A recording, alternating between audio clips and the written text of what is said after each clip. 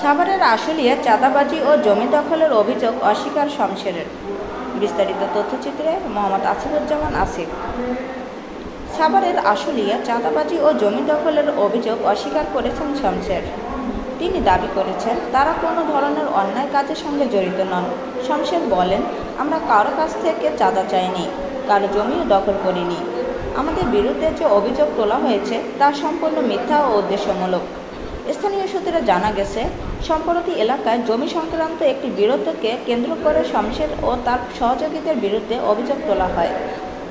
তবে শমশের জানান, রাজনৈতিক উদ্দেশ্য তাকে ও তার পরিবারকে হয়রানি করার জন্যই এসব অভিযোগ করা হয়েছে। অনেকের জমি আছে যারা আসলে ঠিকমতো মালিক না, ঠিকমতো জায়গা দখলে নাই, তার সাথে একটা কন্ট্রাক্ট করে যে তোমাকে দিব আমি 3 ভাগের 1 ভাগ, আর 3 ভাগ আমি নিব, 2 ভাগ আমি নিব, এভাবে তার একটা চুক্তি হয়। 4 ভাগের 1 ভাগ আপনাকে দিব আর 3 ভাগ আমি নিব, এইভাবে সে একটা চুক্তি করে সে জবরদখল শুরু করছে।